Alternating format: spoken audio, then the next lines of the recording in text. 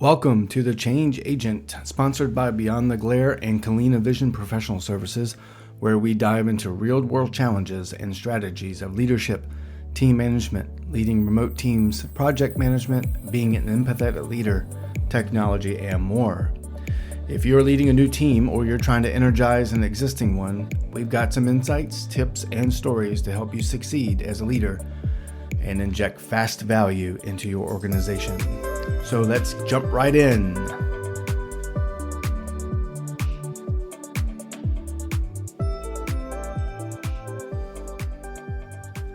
Welcome back and welcome to episode 3. I am Eric, and today we examine the world of management through a leader's shoes and how to be the leader that people are wanting to follow. Now, this is something that truly defines a great leader, how to be the kind of leader that people actually want to follow. It's not necessarily about the job authority or the job title. It's about your influence, the trust you build, and the ability to inspire your team. So in my career, more than once, I've had people in leadership roles that couldn't spell the word lead. This is a reality for many of you. And if so, and you can relate to this, you're going to want to listen up to the rest of this podcast because you're going to get some really good information. So ask yourself, what makes a really good leader, or a good leader just that? Or is it better to ask it this way? If you were able to build your dream leader, what top 3 or 4 characteristics would your leader have? Likely, you're probably thinking things like honesty, example, integrity, good at communication, and etc. But those are all great ideas. So without further ado, let's go ahead and break down some of the things that make a great leader and how you can cultivate these traits. So let's begin with a contrast view, looking at the difference between a boss and a leader. Now, we've all had bosses before. Some of them are good, some of them not so good. But have you ever had a leader that actually truly inspired you? Maybe you have, maybe you haven't. If you haven't, I apologize. I wish you have. But the difference between a boss and a leader comes down to influence versus control. It's not rocket science. A boss directs and a leader motivates. And we've all known people who are bosses. There's a quote that I really enjoy by Theodore Roosevelt. He says, "The leader works in the open and the boss works in covert. The leader leads and the boss drives." And that's a big difference. Leaders that are visible, where you can see transparency, you see them being transparent, you see them working on your behalf. These are all really good qualities of a leader. And those who work in the back, in the shadows, and don't communicate, don't have any transparency, and just direct you to do things, those are the least trustworthy of management styles, I guess you can call it. We'll call them bosses. All right. So let's kick it off with some traits. What makes an inspiring leader? So we could discuss what makes those things for days and days and days, but let's talk about, I've come up with about 8 different key traits. The first one is authenticity. So people can spot fake people from a mile away. If you want trust, you have to be real. You've got to own the strengths that you have. You have to own and acknowledge your weaknesses and be transparent in the way you communicate.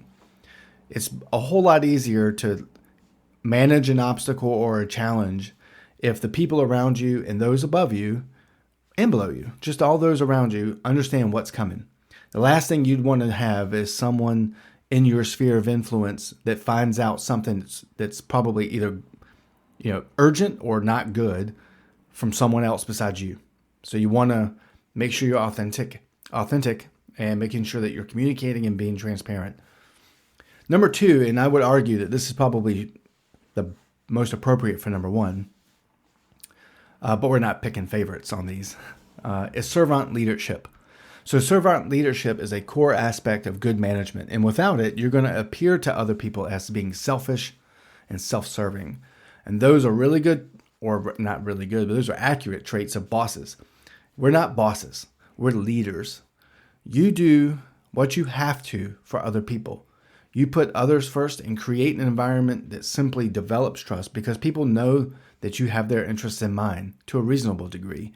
I mean, I would probably say that there's a limit to how much you can really help people because at some point they have to take ownership for themselves, right? That's what we're all trying to accomplish, is each one of us taking ownership for ourselves. But there's a reasonable degree of limit there for servant leadership. There's only so much you can do, but doing that demonstrates to all of your team that you're willing to serve. Number 3 is empathy. This is a game changer. We've talked about it in previous episodes before, and that really must mean something. Understanding what your team is going through and showing that you care really creates loyalty and motivation. 4, vision and clarity. A great leader or a good leader gives people something to believe in. If your team understands the why behind their work, they're going to be more committed. Leaders look beyond the glare to see what lies ahead and may spot risks or opportunities that are far beyond the horizon. That keen sense demonstrates competence, and this is where the vision and clarity come in. So you'll see things and you'll be able to respond to them, and that will demonstrate clarity. You take action and you motivate. That's your vision. And so you really need to have those things. Number 5, empowerment over micromanagement. People thrive when they feel trusted and they have a strong sense of responsibility. And this is something you create. When leaders give their team autonomy, engagement and creativity will skyrocket. Remember, in past episodes, we spoke of Maslow's hierarchy of needs. People want that top tier of the pyramid, that self-actualization and the feeling of worth, accomplishment, and value.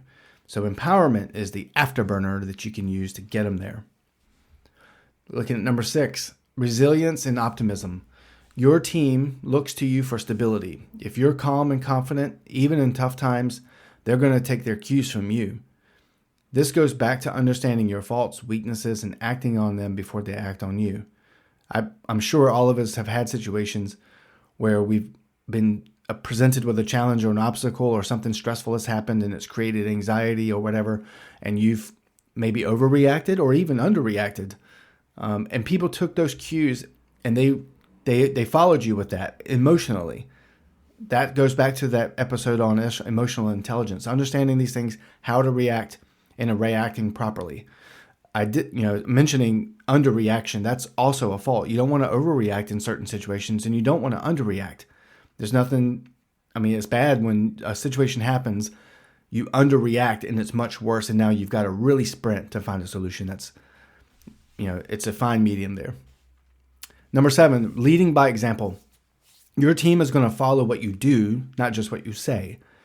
If people are just doing what you say, then really just you're a boss, right? So you don't want to do that. If you want accountability, you have to show accountability. If you want collaboration, you have to be collaborative. If you want transparency, you have to be transparent. Adaptability, number 8. No two teams are the same. That goes without saying. Great leaders adapt to different personalities. They adapt to different challenges. They work with different styles to bring out the best in their people. There's a quick story I want to talk about here where I had to adapt to something I had not experienced before. I worked in a really challenging environment overseas during my military career and in my support to combat operations as a defense contractor. And I had a person on my team who was really, really smart, had a lot of drive, and had a lot of trust in me because I had that servant leadership. I was constantly looking for ways to help serve this individual who had they were kind of on the spectrum, if you know what I mean. And they had tough times dealing with certain people. They had a tough time fitting into certain environments. They wanted predictability. And sometimes in those environments that I just described, that's not something that you get. You don't get predictability in areas that are dangerous. So I ended up working on myself to make sure I was adapting to how this individual wanted to be treated, how they best performed, and what traits I could exhibit that would get them to be motivated. And people around me had made mention that this individual may not be the best analyst for you. This individual may not be the best worker for you. And I'll tell you that I was very successful in looking internally to myself, understanding what my leadership traits needed to be, and trying to project them to that specific individual. I tailored my leadership style for that one person, and that one individual's performance was exemplary. Now, eventually at some point, we all went our own separate ways, but I was very proud of the way I led that individual, and I think that that individual was too, to have me as their leader. So adapt. Try to look at each one. They're not all going to be the same. These are 8 great traits of good leadership, and of course, they're not all inclusive. But regardless, I think if you have at it with these and put them kind of into your daily battle rhythm, you'll see there's a difference in the results of your team. So how do we cultivate these leadership traits? Now, we know what makes a leader inspiring, but we got to develop these qualities. So we can do a couple of things, maybe 4 or 5 of them, and see what we have. First, practice your self-reflection. Ask yourself, am I leading in a way that inspires trust and motivation? Would you lead yourself? Would you follow yourself if someone was leading the way you are? Ask for feedback. How am I doing? Encourage your team to share what's working and what's not, because leadership is not about having all the answers. It's about figuring out what you need to improve on. We've all heard of the stories of these NBA players, Michael Jordan, etc., who have lost multiple games, multiple championships, and still end up being revered as one of the best basketball players, if not the best. I'm going to say the best because he came from UNC. But that they had all of these challenges and failures, and they still were revered as one of the best in the game. It's about being able to find ways to improve. Just because you fail at something or something doesn't go your way does not mean you're not succeeding or that you won't succeed. You have to have that confidence. Invest in learning. Now, this is a big one. I think people need to be observant, keen, and learn. Read, take courses, try to find mentors in fields or areas or job roles that are above you that you could be challenged by going and getting mentorship from them, and try to put yourself in the uncomfortable zone. The best leaders never stop growing. They say, history teaches us nothing. This is true for the unlearned. If you're looking at lessons learned from your past projects or the trials of other people that have done this before you, and there are plenty of those to go around, you'll learn pitfalls to avoid. And so spending time learning just really makes a difference. Just like you're doing right now, listening to this podcast. Well done. The next one is lead with purpose. This is probably the final one I'll go over, but it's connecting decisions and actions to achieve a greater mission. People need to know that their work matters. So a leader sits back and they say, okay, what are the key things that we have to do? And, in these podcasts in the future, we're going to go over detailed principles of project management and leadership.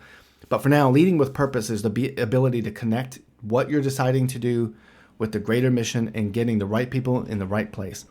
And you have to motivate them by convincing them and showing them that their work matters and it brings value.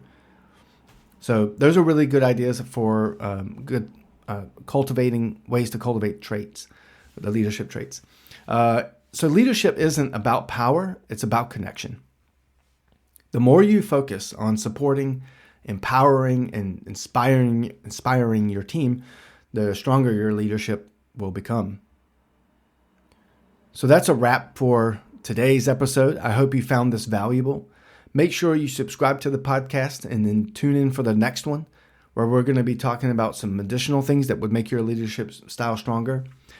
Remember that if you're an agent for change in your own realm and your own organization, you will do well, your organization will do better, everything will do better, and your people will succeed.